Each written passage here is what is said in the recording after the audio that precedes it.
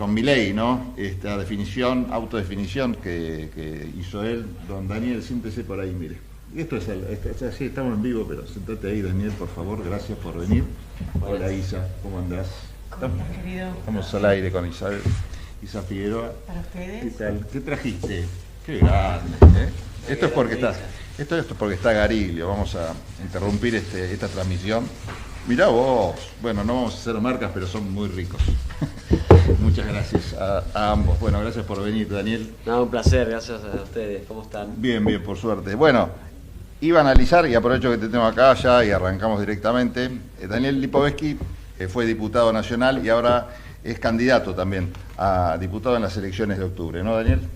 Sí, así es. Soy candidato por la Ciudad de Buenos Aires, por el Partido Federal, en estas elecciones que, bueno, ya la campaña ya está arrancando, digamos, sí, de alguna manera, ¿no? Después de la elección en la provincia que de alguna manera atrasó un poco el inicio de la campaña. Ahora ya, por supuesto, full recorriendo la ciudad, de plantearle a todos los que viven en la Ciudad de Buenos Aires que se pueden hacer un montón de cosas siendo diputado y no necesariamente tenés que ser de los grandes espacios políticos que de alguna manera tienden a la polarización de la elección, ¿no? Porque es cierto que la gente cada vez que va a votar piensa que está votando a presidente, en este caso porque estamos votando para el Congreso de la Nación, en el caso de la ciudad se votan aparte de senadores, ¿no? Diputados nacionales y senadores, y vos te estás presentando en un panorama bastante particular, ¿no? Bueno, en la ciudad, de hecho, en la última elección que hubo, la ganó La Libertad Avanza, no con los números tan holgados como cuando se presentó Milei, ¿no? Esto también hay que reconocer que no le fue fácil a La Libertad Avanza, por más que se presentó como un triunfo, no fue tan lineal, no se pudo hacer una línea recta entre lo que fue el triunfo de Milei y lo que fue el triunfo de Adorni. ¿Cómo sigue ese hilo en cuanto a las perspectivas que hay en la ciudad? ¿Crees que todo esto que ha pasado últimamente está afectando a los candidatos en la ciudad? Porque la ciudad suele no responder igual que el resto del país, ¿no? En cuanto al voto.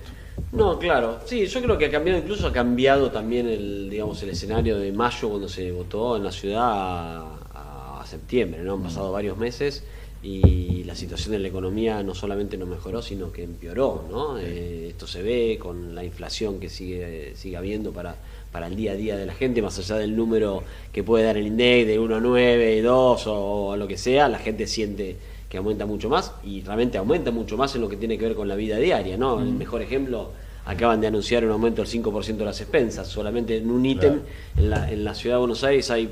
Por el aumento del gas, ¿no? Creo. Exactamente, sí. En la Ciudad de Buenos Aires hay más de 40% de inquilinos, por ejemplo, que la mayoría alquilan departamentos y que esos inquilinos, la mayoría son trabajadores asalariados, que sus sueldos como máximo les aumenta el 1%, porque claramente el gobierno ha puesto un techo de paritarias del 1%, sí, y ven que en un solo mes, en una sola cosa que tienen que pagar, que son las expensas, le aumenta un 5%. Claro. Y eso se ha visto en todos los rubros, todos los meses. Entonces, hoy la gente realmente no llega ni al día 15 muchas veces con sus ingresos y realmente están muy mal, la están pasando mal, y ese descontento se vio con el resultado en el voto de la provincia de Buenos Aires el domingo pasado, y creo que de alguna manera también se va a ver reflejado en el voto de la elección del 26 de octubre, porque además, si me preguntas a mí, ¿hay alguna posibilidad de que esto que está viviendo la gente hoy mejore de acá a octubre? Y seguramente que no, ya lo ha dicho el presidente, que va a continuar con ese mismo rumbo.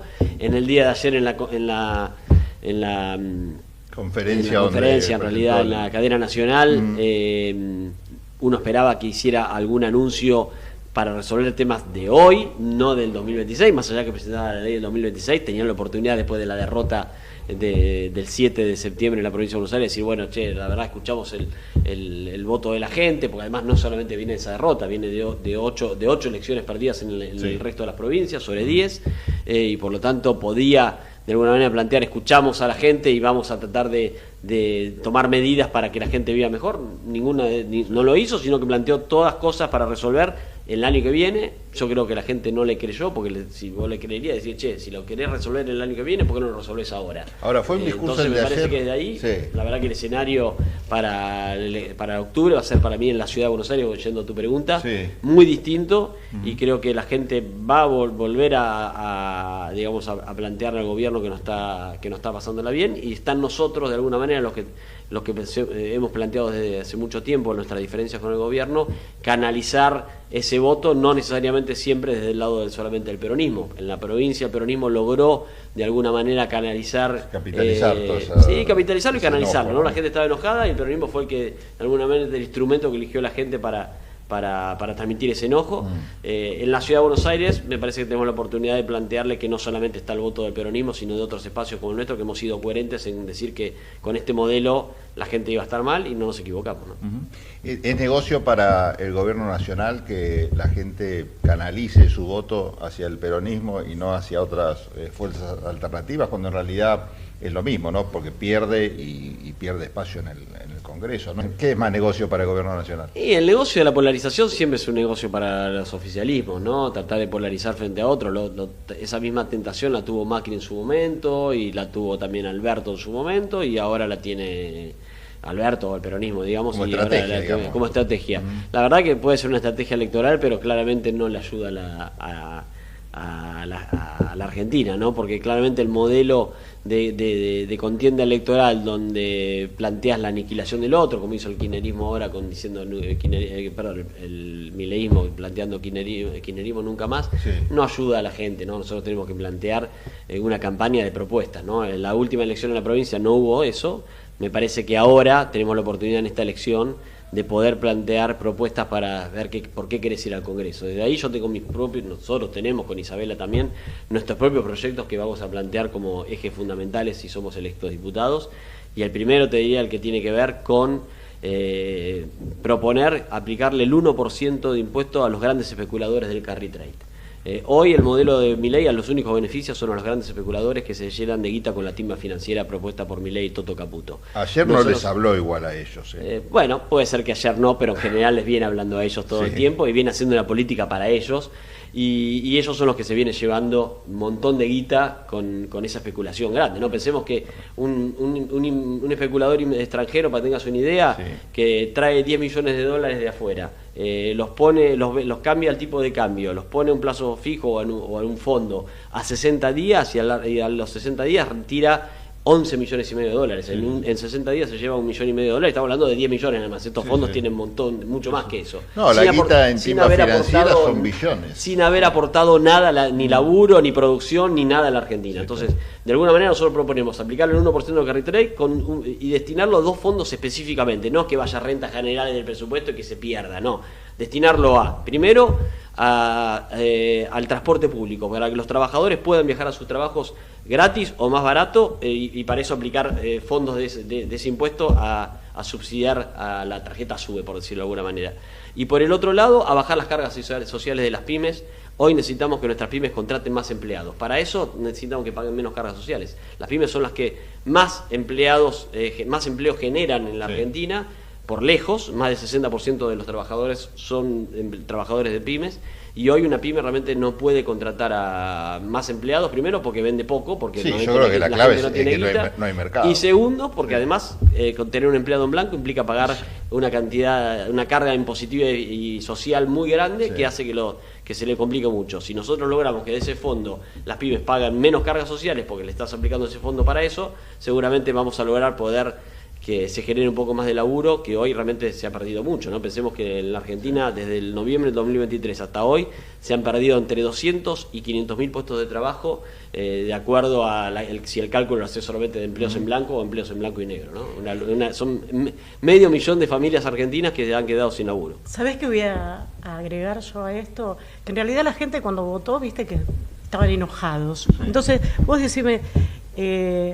si le decís también subsidio, es como esa palabra que dicen, uy, pero nosotros votábamos en contra de los subsidios, el otro extremo de haberlos sacado todos. Creo que la retribución a todos los impuestos que paga la gente debe ser calificada con otro nombre, ¿no? Bien, porque no es un subsidio. Claro.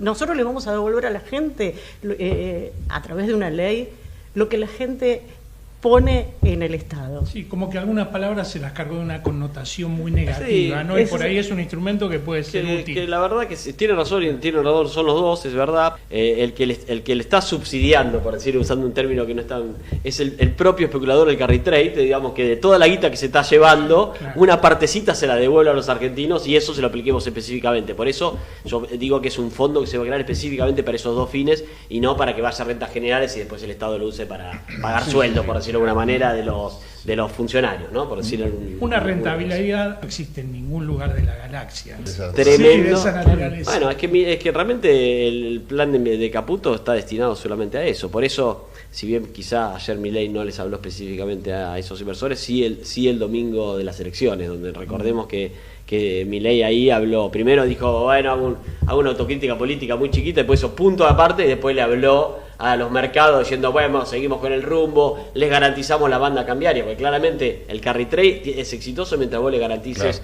una banda cambiaria para saber que los inversores cuando te vuelvan a cambiar los pesos a dólares tengan un valor previsible de dólares, que es lo que le está tratando de garantizar el gobierno como sea, incluso a costa de la reserva, ¿no? Todos los días se están comiendo reservas y reservas y reservas para tratar de mantener el tipo de cambio, ¿no? Bueno, eso se ve en el riesgo país. Ayer llegó a un nivel Sí, único, hoy bajó un poquito, algunos dicen fruto del discurso y este nuevo Milei, y a mí me llamó la atención la coincidencia de dos tapas de diarios, que claramente está bueno porque no deben hablar entre ellos, porque si no, no van a estar gansos de poner la misma tapa. Giro de Milei, dicen 2 puntos y después completan. Nación y Clarín estoy hablando. Me llamó la atención y quizás esto es lo que trató de mostrar el gobierno, ¿no? En definitiva, que Milei es un nuevo Milei. Nosotros hablábamos acá del nuevo Milei que se venía, pero especulamos mal, dijimos después de octubre, Claro. pero se ve que se anticipó. ¿Está a tiempo la Argentina de ver esa aparición de un nuevo Milei? No, de ninguna manera. Yo te digo, lo conozco muy bien a Milei porque lo conocía de antes, incluso tuve muchísimas discusiones con él previamente. Sí. ¿Vos fuiste el culpable de que Milei hiciera partido? A ver, la realidad, bueno, no sé que está bueno recordar eso, porque sí se lo dije, pero claramente se lo dije en un debate televisivo, Sí, creo que sí. fue el Intratable, si mal no recuerdo. Recordá cómo fue eso. Y yo en ese debate, Milei era muy crítico de Macri, entonces yo le decía, bueno, si realmente no te convence la política de Macri, hace un partido. Ahora, vos fíjate lo paradójico, después Milei utiliza eso para decir, bueno, yo hice el partido político por eso, pero después se asoció con quien yo defendía en ese momento y Milei criticaba, que era Macri, ¿no? Hoy Macri de alguna manera es su socio y de alguna manera acaba de entregar al PRO a la Libertad Avanza, como lo vemos en las listas de la Ciudad de Buenos Aires, ¿no? Sí. Hoy el PRO gobierna la Ciudad de Buenos Aires, el jefe de gobierno del PRO, y vos, la gente cuando llegue el 26 de octubre a votar y le den la boleta única a papel, recordemos que se vota con boleta única a papel, no con boletas comunes, y le entreguen la boleta única a papel y busquen esa boleta, el PRO no lo va a encontrar, ni va a encontrar ni al PRO ni al color amarillo identificatorio del PRO. Sí. Por lo tanto, de alguna manera Macri, a quien yo defendía en ese momento y Milei criticaba, entregó al PRO a Milei y a la Libertad Avanza, lamentablemente, ¿no? ¿Hay algún paralelismo, ya que hablas de Macri, entre lo que dijo ayer Milei, lo peor ya pasó, por ejemplo, esta frase tan criticada y tan recordada también en boca de Mauricio Macri, ¿no? Y bueno, también en algún momento hasta de la Rúa llegó a deslizar que lo peor estaba pasando mientras esperaba el blindaje que terminó en el helicóptero. Está bueno. ¿Cómo recordás aquel momento, aquel lo peor ya pasó, y crees que es injusto hacer una comparación con el peor ya pasó de Milei? No, lo peor. Injusto no, porque yo creo que realmente de alguna manera hay algunas cosas que tienen que ver con algunas políticas del gobierno de Macri que son parecidas a las de Milei, no iguales, sobre todo en lo económico, ¿no? Y que fracasaron con Macri y van a volver a fracasar con Milei. Y que esto es lo que tiene que ver sobre todo cuando vos gobernás para los mercados y pensás que vas a poder resolver el problema en la Argentina con los mercados y con las inversiones. Mira, Macri planteó, y yo lo planteaba, y yo también de alguna manera en ese momento como diputado oficialista lo he dicho, era decir, bueno, ya las inversiones van a venir. Primero era el segundo semestre, ¿se acuerdan? Sí. Después era los brotes verdes. Bueno, no pasaron ninguna de esas, porque en definitiva... Eran las inversiones ALAIS. Las únicas inversiones que vienen acá hoy son las de capital especulativo, que son las del carry trade, que hoy estoy diciendo que las quiero grabar. Las inversiones productivas vienen si tenés un mercado interno desarrollado y un gobierno que de alguna manera esté preocupado por el desarrollo, por la producción. Palabras que el que me está escuchando dice, che, pero yo hace cuánto que no escucho hablar a nadie de producción. A Milei seguramente no lo escuchaste nunca hablar de industria ni de producción. Entonces, claramente, ¿qué inversión va a venir a generar? A la UIA tampoco. Tampoco. Entonces, en definitiva, las inversiones productivas, que son las que generan laburo, no van a venir a la Argentina. ¿Puede venir la extractivista a llevarse algunos de los recursos mineros? Sí, seguramente que sí, pero con eso no te va a alcanzar para un país tan grande como este. Yo siempre digo, che, ¿por qué a Chile le va mejor o por qué a Uruguay le va mejor? No podemos compararnos con esos países. Bueno, hoy Milei dijo que el modelo era Paraguay. Son países que no son comparables con la Argentina por un montón de factores. El primero, por el tamaño, la cantidad de población. Acá nosotros vivimos entre 45 y 50 millones de personas. Darle laburo a 50 millones de personas, tenés que tener industria, tenés que desarrollo. No podés darle laburo solamente con el extractivismo de los minerales, con el campo y con los servicios. Aparte le estamos dando salud y de comer y además, a muchos países de América Latina. Y además, claramente, por suerte. La salud pública y la educación pública son conquistas de los argentinos desde la formación del Estado-Nación prácticamente argentino, y que los argentinos no estamos dispuestos a entregarla. Por lo tanto, de ninguna manera el modelo es el paraguayo, de ninguna manera. Entonces eso demuestra la ignorancia de Milei y bueno, y realmente hacia dónde quiere ir, ¿no? Quiere ir a un modelo donde no exista ni la educación pública ni la salud pública. Por algo acaba de vetar la ley de financiamiento universitario y por algo mañana a las 5 de la tarde vamos a tener una manifestación, una marcha enorme y muy multitudinaria, donde vamos a defender a nuestras universidades, por supuesto que nosotros vamos a estar, y también al sistema de educación pública. ¿Cómo crees que puede llegar a afectar o a no afectar al gobierno la multitud o la no multitud que vaya a esta convocatoria? También se espera el resultado de cómo va a ser el protocolo de seguridad. Entonces ahí también vamos a conocer el otro lado después del discurso en la anterior no pasó nada en ese sentido, estuvo por suerte, ¿no? Cuando hay mucha gente el gobierno arruga y no hace nada, que solamente se envalentona con los jubilados de los miércoles, porque son pocos, o relativamente pocos. No quiero ser peyorativo, ¿no? No, pero está bien, es un hecho de la realidad. Es un hecho de la realidad. Sí. Mañana seguramente no va a hacer nada, porque va a haber mucha gente. Y yo creo que el gobierno debería reaccionar.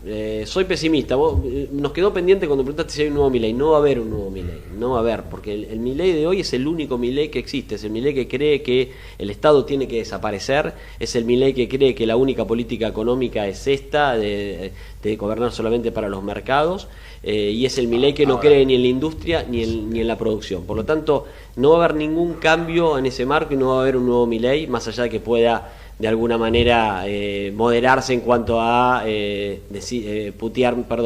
insultar menos a los opositores, pero después es el mismo Milei de siempre. Yo digo, el poder real necesita a Milei, más allá de que lo saque del escenario, va a encontrar un nuevo Milei. Quizás el nuevo Milei estaba hasta encarnado en el propio Milei con una suerte de giro. Parece que eso no le está funcionando. Vos que estuviste también adentro del PRO y con Mauricio Macri, que en un momento representaba también a esos intereses, esto corre por cuenta mía, decime que no. Sí. Pero ves que hoy el mercado se siente, no sé si traicionado, defraudado, porque por lo mismo que vos decís, los que más están especulando y en todo caso desestabilizando el gobierno de Milei son los mercados, ¿no? ¿Cuál es el plan B del mercado si Milei se cae? No lo sé, no me animaría jamás a pensar qué piensan los mercados. Sí creo que los mercados lo único que le importa es tener grandes ganancias, y realmente esas grandes ganancias es a costa de la gente. Por eso uno no tiene que gobernar para los mercados, independientemente que tampoco es que nos tiene que negar, pero claramente no tiene que ser tu medida de gobierno y tu plan de gobierno, no tiene que ser solamente para que los mercados te agraden, porque cuando después por alguna cuestión te va mal... ¿Se te escapó los gobernadores? No, bueno, fue un fallido. Muchos están hablando de ese armado como un armado de centro-derecha. Sí, pero no, yo lo que creo es que en definitiva, cuando vos gobernás para los mercados, lo más probable es que a la gente le vaya mal, y cuando a la gente le va mal, en algún momento después te va mal electoralmente. Entonces, y cuando te va mal electoralmente, el mercado te saca el apoyo, como está pasando ahora. Entonces, es de alguna manera un círculo vicioso que se resuelve no gobernando para los mercados, sin negarlos, pero gobernando para tratar de resolver los problemas de los argentinos, que son difíciles, pero no son tan imposibles de resolver si uno tiene una vocación de pensar en un país, con empleo, con laburo, con industria. Insisto con ese tema porque hoy parece algo descartado, pero no por algo nosotros tenemos industria automotriz. La tenemos industria automotriz porque hemos tenido una política automotriz. Por eso nosotros tenemos fábricas acá. ¿Qué pasaría si hoy todas las industrias todas las terminales se van a Brasil, como muchos amenazan? Bueno, no es que solamente nos quedamos sin laburo, se quedan sin laburo los que laburan en Ford, por dar un ejemplo. No, se quedan sin laburo una cantidad de pymes que son las autopartistas que le proveen a Ford. Entonces, y la balanza comercial explota. Exactamente. Bueno, los dólares. Hoy está pasando que la balanza comercial automotriz con Brasil cada vez es más deficitaria porque, como Milei ha de alguna manera dinamitado el Mercosur, ¿qué han hecho las autopartistas brasileras? Bueno, lo que han hecho, los fabricantes brasileños y los compradores brasileños están buscando el auto chino, ya no compran más el auto argentino. Entonces hoy tenemos un problema grave con eso. Pero esto tiene que ver con decisiones estratégicas políticas, que después se ven reflejados, por supuesto, en la economía. Este es un gobierno que ha abierto unilateralmente el mercado, pero, por ejemplo, no se ha preocupado, por firmar acuerdos de cooperación o de cooperación económica con otros países, como para poder generar que si yo le abro el mercado a las importaciones de un país, ese país me compre a mí. Por eso, de alguna manera, también las exportaciones están bajando, además de, por supuesto, el costo alto de la Argentina por tener un tipo de cambio barato, como tenemos hoy, ¿no? ¿Qué feedback tienen con la gente? Mira, la gente está mal, está enojada y está buscando alternativas. La verdad que no le gusta ningún candidato, incluido nosotros, no le gusta ningún candidato a la gente. Y yo siempre digo lo mismo, mira, nosotros no somos los mejores candidatos, la verdad, seguramente puede haber otros mejores, pero sí somos los que más laburamos. Yo lo demostré cuando fui diputado nacional, laburé un montón para tratar de sacar un montón de leyes y muchas las saqué a costa de un laburo importante. No es que no se pueden sacar leyes en el Congreso, hay que tomarse el trabajo de laburar de lunes a viernes. Los que laburan de martes a la tarde a jueves a la mañana y es más difícil. Por ahí van al interior. Sí. Entonces, incluso la ley de alquileres, que para mí es una ley que era un gran aporte para resolver un problema de los inquilinos sobre todo, logré que avanzara justamente porque trabajamos un montón en la búsqueda de consensos y por algo la ley salió sin votos en contra. Después, lamentablemente, hoy Milei la derogó y ya hoy los inquilinos no tienen ninguna ley. Eso es una barbaridad. Y entonces, de alguna manera, hoy si le preguntas a cualquier inquilino si estaban mejor antes o ahora, te van a responder la mayoría que estaban mejor antes con la ley, porque además el decreto que la derogó, que es el DNU 70, también no solamente derogó la ley, sino que además, por ejemplo, le dio algunos derechos a los propietarios que son injustificables, como por ejemplo, vos sabías que el propietario puede desalojar al inquilino cuando quiera y desalojarlo, decir, mira, se acabó el contrato y te echa, y en cambio el inquilino, si se quiere ir, tiene que notificarlo con 3 meses de anticipación. Bueno, claramente es un DNU que beneficia al propietario, y yo creo que en una relación desigual entre propietario, que no es propietario, sino locador, porque propietarios hay muchos que son propietarios y no son locadores. Claro. El locador y el inquilino, claramente yo creo que la ley tiene que tratar de equilibrar la relación para que sea una relación más equilibrada. Bueno, a mi ley no le importó, por supuesto, porque él cree en otra cosa y bueno, hoy los inquilinos lo están sufriendo y nosotros cuando volvamos al Congreso vamos a impulsar una nueva ley de alquileres donde trataremos de volver a plantear cosas que la ley tenía muy buenas, como por ejemplo saber cuántos meses de depósito tenés que poner al momento de ingresar a la vivienda, quede claro, por lo menos. Saber quién se hace cargo de las reparaciones urgentes o saber quién paga las expensas, porque por ejemplo en la ley derogada establecía que las expensas extraordinarias las tenía que pagar el propietario como corresponde. Hoy eso no está y vos agarrás cualquier contrato de alquiler que tienen que firmar los inquilinos y las expensas extraordinarias también las hacen pagar al inquilino cuando no le corresponde. Eso estaba en la ley y lamentablemente mi ley la derogó, pero si soy diputado vamos a volver a plantearlo y vamos a trabajar para que eso se corrija. Bueno, ahí vas a tener varios interesados, hasta el mismo locador también, con las reglas claras seguramente le mejora el mercado. Pero bueno, sin lugar a Daniel, dudas. te tenés que ir. Muchísimas gracias, nosotros gracias tenemos que ir a una ustedes, tanda. Gracias, Isa, también por venir. ¿Sos candidato por qué partido? Partido Federal, lista 8, igual que Isabela, que es mi compañera de fórmula. Ahí estamos los dos, vamos a secundando. trabajar. Sí, me viene acompañando, estoy recontento, la verdad que es una gran candidata y la verdad que nos complementamos muy bien, ¿no? Cada uno desde un lugar distinto, pero la verdad que estamos bien y arrancando la campaña, pero contentos además por poder de alguna manera tratar de hacer una campaña con propuestas, no solamente decir, bueno, voy en contra de tal o voy a favor de tal. Vamos a tratar de que nuestras propuestas lleguen al Congreso y tratar de mejorar la vida de los argentinos, de los porteños por supuesto, pero las leyes que vamos a votar son leyes nacionales, y también de los animales, ¿no? Porque uno de los ejes que vamos a trabajar sin lugar a dudas, vos cuando eras diputado, yo me acuerdo que fui a una sesión no fue sesión de Congreso, sino una reunión de comisión donde trataron todo el tema de los carreros. Así es. La tracción a sangre. La tracción a sangre. Bueno, es un por tema la que ley está no más pendiente. TAS. La ley no más TAS. Es un tema que Sí. está pendiente. Vamos a trabajar 3 temas. Mirá, tracción a sangre, aumentar las penas para el maltrato y crueldad animal, porque hoy Sí. las penas son muy bajas, 1 año, es una ley del año 54 que nunca se corrigió. Sí. Y lo tercero, dejar de considerar a los animales cosas. Son Claro. son seres no humanos, pero son seres sintientes. Y por lo tanto, desde ahí, sobre todo los animales de compañía, tienen que tener una consideración distinta porque realmente sienten como nosotros y realmente cuando sufren mucho. Así que, y son nuestros compañeros de la vida, son nuestros perrijos, así que vamos a trabajar por ellos también. Hay toda una filosofía con respecto a eso que tiene mucho de humanista, aunque parezca paradójico. Así es. Gracias, Daniel, Un por placer, haber gracias a venido. ustedes. Gracias. Nosotros seguimos ahora en un ratito con tendencias y charlamos con Henry Garillo todos los temas que tienen que ver con esto que está pasando en este país. Ya venimos. Tendencias, con T de testamento, con T de tenaz, con T de totalitario, con T de trampa, con T de tranquilidad, con T de tapujo, con T de títere, con T de taquilla, con T de tesón.